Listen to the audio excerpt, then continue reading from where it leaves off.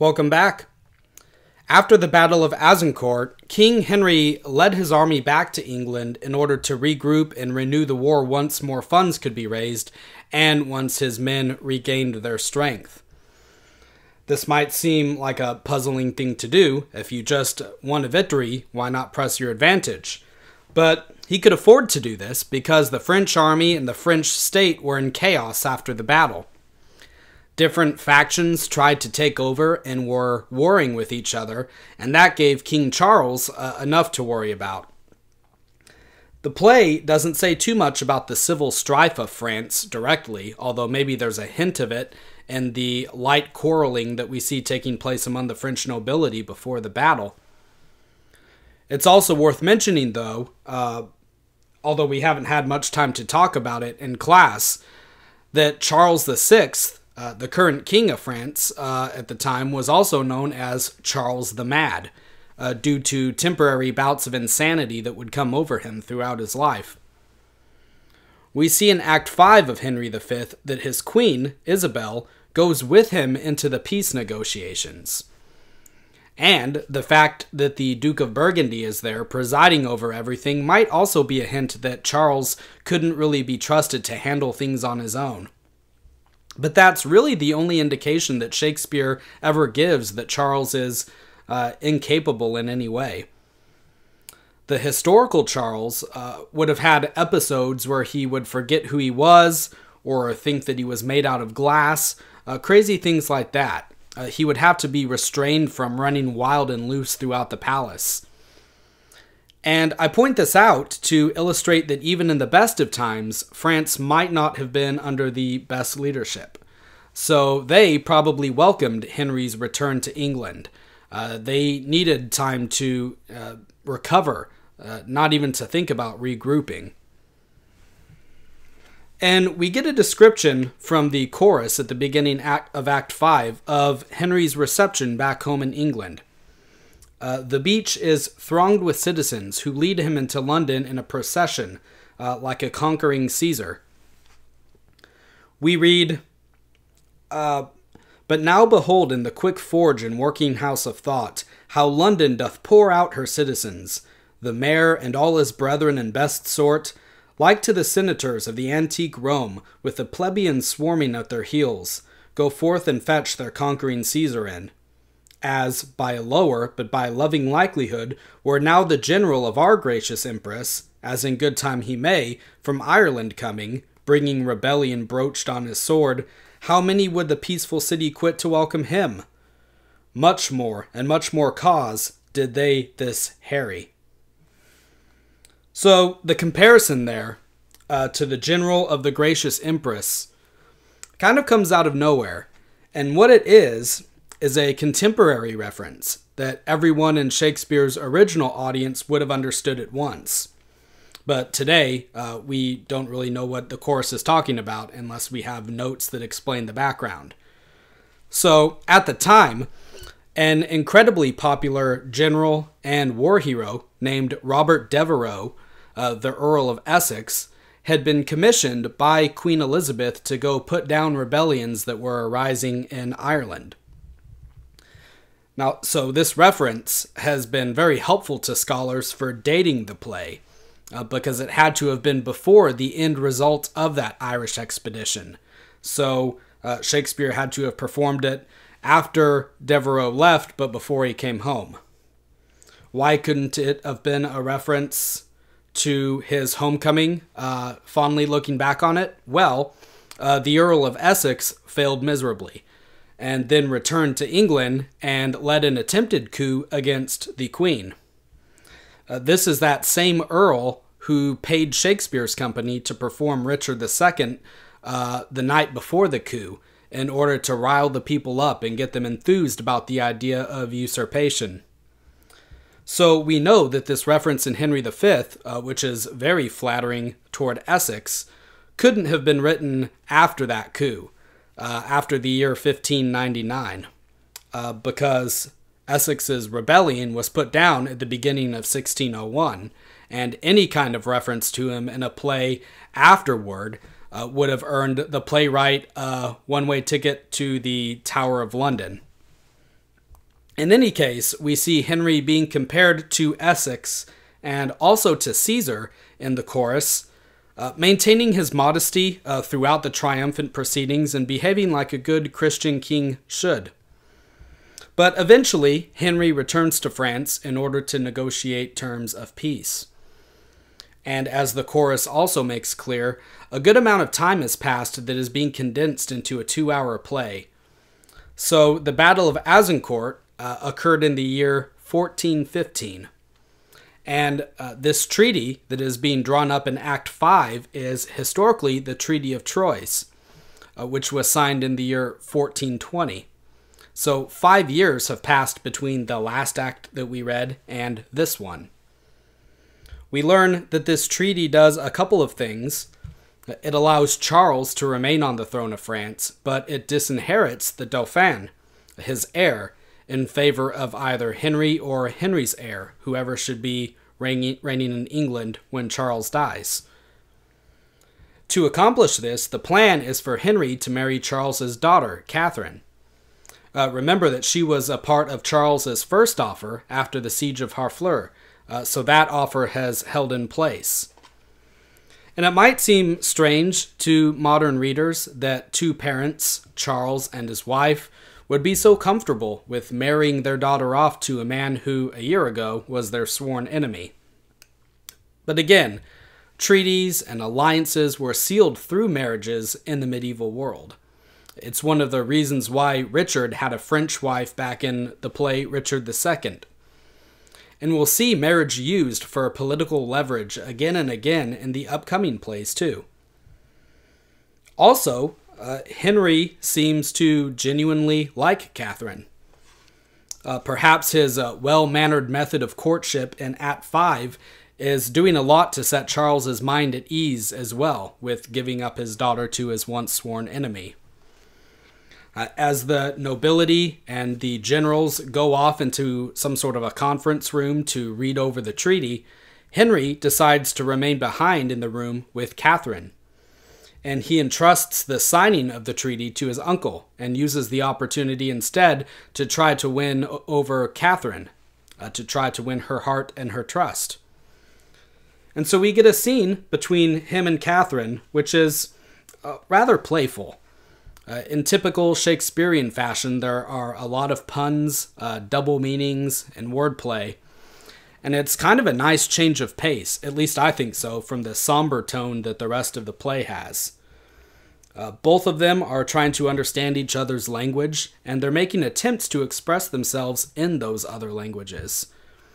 It's kind of reminiscent of Edmund Mortimer having to use his father-in-law, Owen Glendower, as a translator in order to understand his new wife, back in Henry IV Part 1, if you remember that.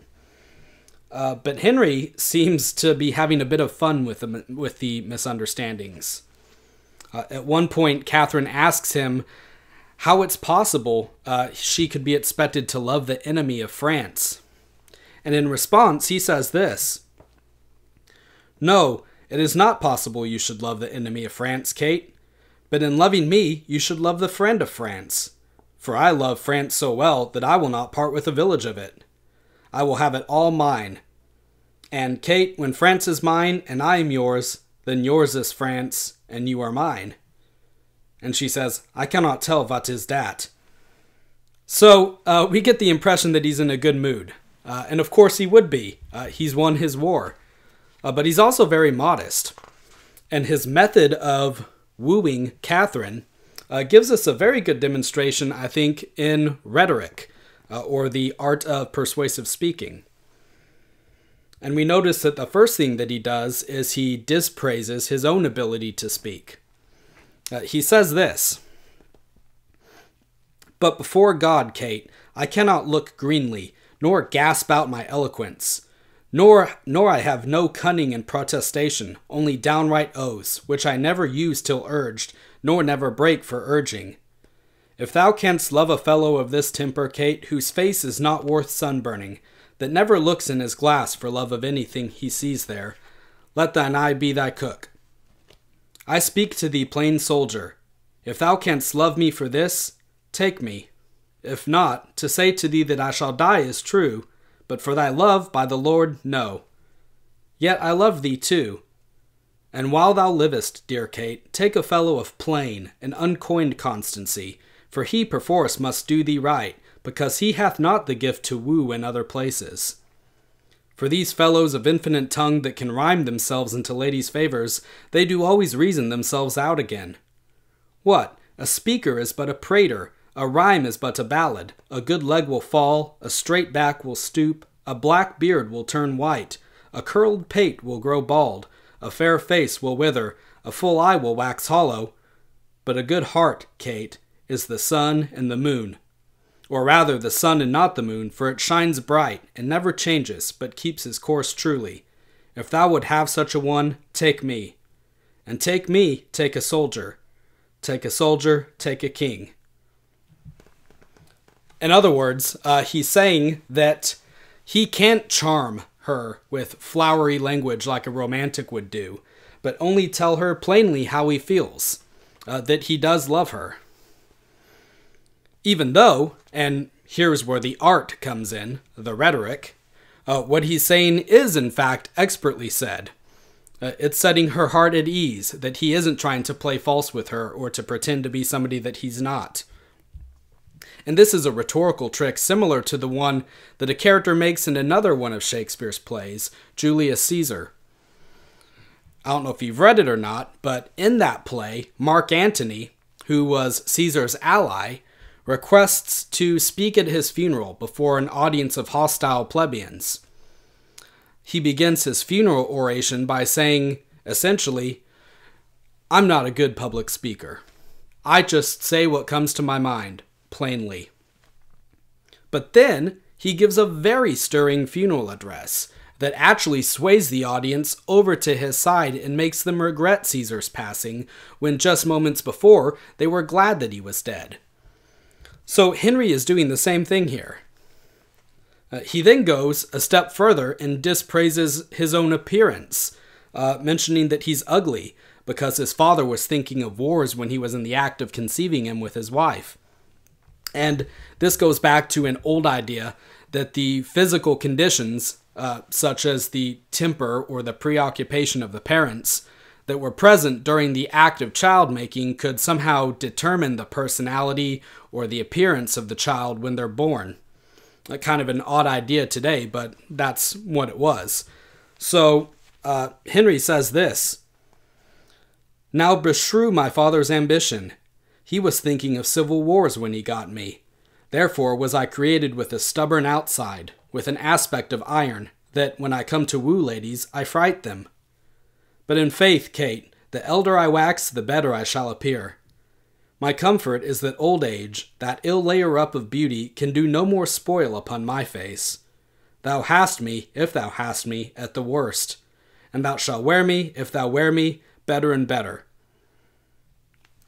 So, an interesting method, to say the least, of persuading a girl to love him, saying, hey, if you can find a way to view me attractively now, at least I'm not going to get worse with age. But his overall aim is to persuade Catherine that he's a plain, honest English gentleman who she can trust. And this seems to work. So, when King Charles and the other lords return to the room, and everything in their terms and conditions have been settled, Charles gives his blessing to Henry and Catherine's marriage. Peace seems to have been achieved, and they all coexist happily together. And finally, we get the concluding chorus. And once again, it begins with what amounts to an apology from the author for not being able to do justice to the history that he's trying to tell. We read, Thus far, with rough and all unable pen, our bending author hath pursued the story. In little room confining mighty men, mangling by starts the full course of their glory. Small time, but in that small most greatly lived this star of England. Fortune made his sword, by which the world's best garden he achieved, and of it left his son imperial lord. Henry the Sixth, an infant bands crowned king of France and England, did this king succeed. whose state so many had the managing that they lost France and made his England bleed, which oft our stage hath shown. And for their sake, in your fair minds, let this acceptance take. So we get a lot of information in this closing chorus. We learned that Henry's son and heir, Henry VI, was crowned king as an infant. And why was that?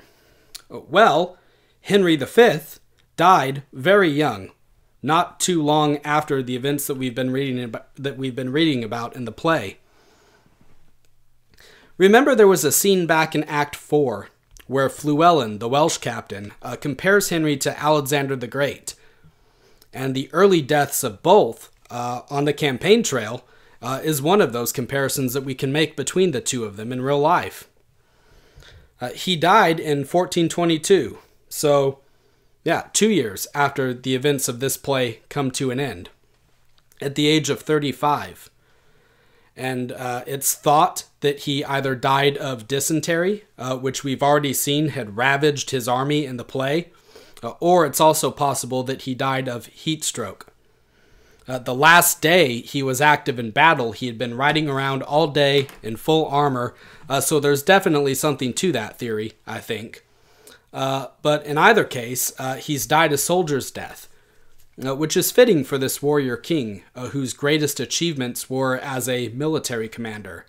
Although it might make us kind of sad, having watched the coming-of-age story of King Henry V, to know that he didn't get to live a full, long life. So, he dies away from home, and his son inherits the English throne, and also still stands to inherit the French throne when Charles dies. But we can tell from the chorus, from the information that we get in the chorus, that doesn't happen either. The rule of England is left in the hands of so many regents or managers that everything falls apart after Henry V's passing, which is also true of Alexander the Great. It's a bit of a downer, really, in terms of a chorus that concludes the story of this character that we've come to know. It also calls into question whether all of the bloodshed and heartache that we just saw depicted was really worthwhile. If all that was won just ended up being lost in the end, then what was the point? Again, Shakespeare is ambivalent about war, and he's a writer who likes to depict both sides of the question. So we get those moments of patriotic fervor and glory, like the Crispin's Day speech. But we also get moments like these in the closing chorus, and moments like the doubt that's in the midst of the common foot soldiers like Michael Williams.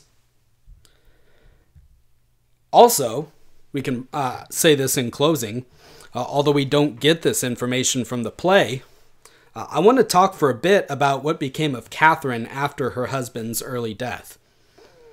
So she was kept in London, and naturally devoted her time to raising her infant son. But she was lonely.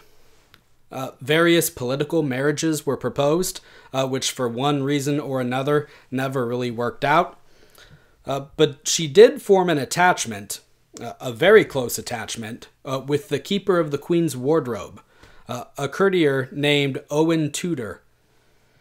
It's still unclear how long they were able to keep their relationship secret, or if they were ever even married at all. It was a very secret relationship. But what is certain is that Catherine had several more children by Owen Tudor. The firstborn, Edmund, became the first Earl of Richmond. And this Earl fought in the War of the Roses, which we'll be reading about next time. But what chiefly concerns us here is the destiny of the son that this Earl had, Henry Tudor, who becomes the second Earl of Richmond, and also later goes on to overthrow the last of the Plantagenet dynasty to become King Henry VII, which we'll read about in our last play of the year. So, even though we may feel sorry for Catherine to be bereaved of her fairy tale ending and left with the burden of raising a child on her own at such an early age, and later to even see her own son's ruin, but I don't want to get ahead into spoiler territory, it is nice to think that one of her descendants did end up sitting on the throne in the long term. So, that concludes our lectures on Henry V, as well as the tetralogy of plays collectively known as the Henriad. We'll be turning to the 3 Henry VI plays next, but for next time's lecture, when we come back after break, there are no readings. Instead, I want to talk a bit about the context in which these plays were written and why they might strike you as a bit different from the ones that we've been reading so far. So we're going to look into Elizabethan England again before we pick up reading the plays. So that's what we'll do next time, and I will see you then.